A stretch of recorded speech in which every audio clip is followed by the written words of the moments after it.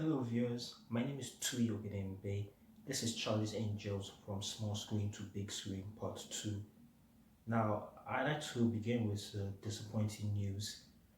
The new Charlie's Angels movie was recently released last Friday, but it performed poorly at the box office.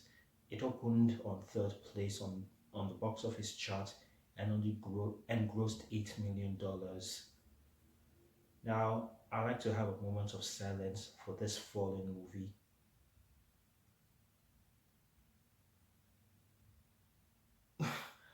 Who am I kidding? It's not a big deal. So the movie flop. Anyhow, let's begin with the actual show. In this episode, I'll be talking about the 2000 movie that was adapted from the 1976 original series. This is Charlie's Angels.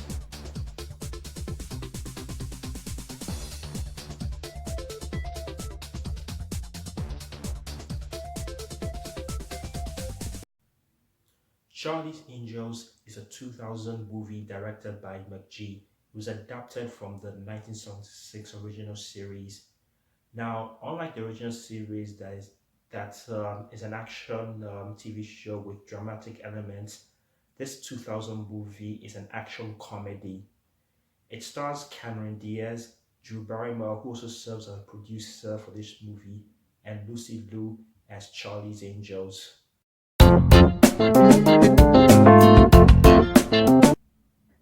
The movie also stars Bill Murray as John Bosley, who was originally played by David Doyle in the 1976 original series, and John Forsythe, who returns for this 2000 movie, providing the voice of Charlie Townsend.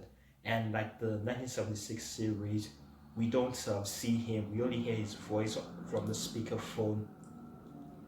Now, this movie was released on November 3rd, 2000. It did well at the box office. It grossed $125 million in the US and $264 million worldwide against the budget of $93 million, making this movie a box office hit. Now, I saw the movie when it was released, and I gotta admit I was not a big fan of it. I was not impressed with how the movie differed from the 1976 series. Now, I wasn't a big fan of the series as well, but I liked how it was handled. I liked the performances of Farrah Fawcett, Jacqueline Smith, and Kate Jackson, and the storylines, and also I liked the realism of the show. But this 2000 movie, it was very unrealistic. Um, I wasn't impressed with all the fight scenes. Obviously, Drew Barrymore, Cameron Diaz, and Lucy Liu were not real life martial artists. It required them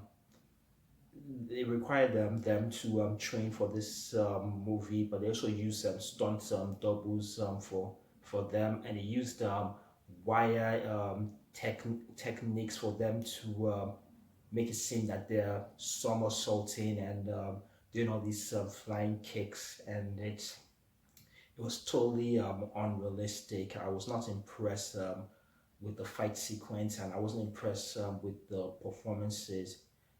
Bill Murray was the only exception. I'm a big fan of him. I actually loved him in this movie.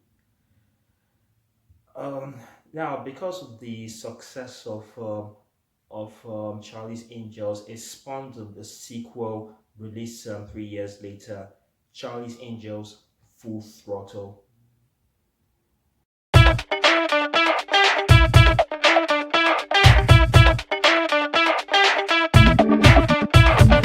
Charlie's Angels Full Throttle, released on June 27th, 2003.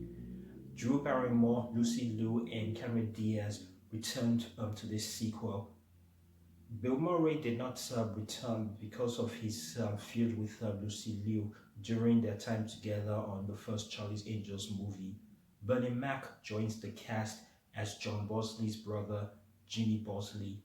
John Forsythe also returns to voice the character of Charlie Townsend, and this is his last appearance in a movie. He retired from acting after this.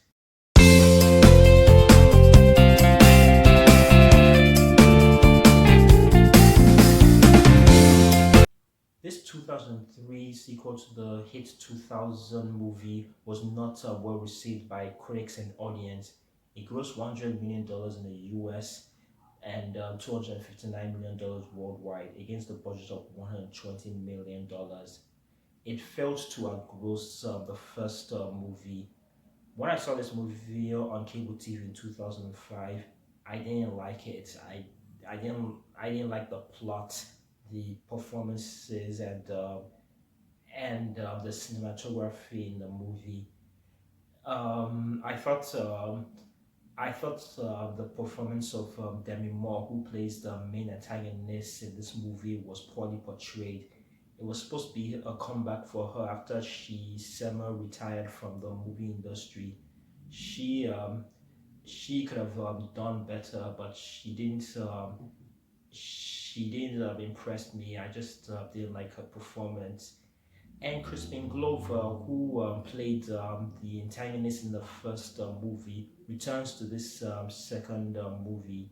Now, why he chose to return after his character supposedly died in the first movie, I don't know. It didn't explain how he survived the explosion during the climax of the first movie, and why he becomes an ally to the Charlie's Angels, as opposed to him being the enemy to the Charlie's Angels in the first movie. So it was such an unnecessary return. So so if you viewers have not seen Charlie's Angels throughout, I ask you to avoid it. It's just not worth a look.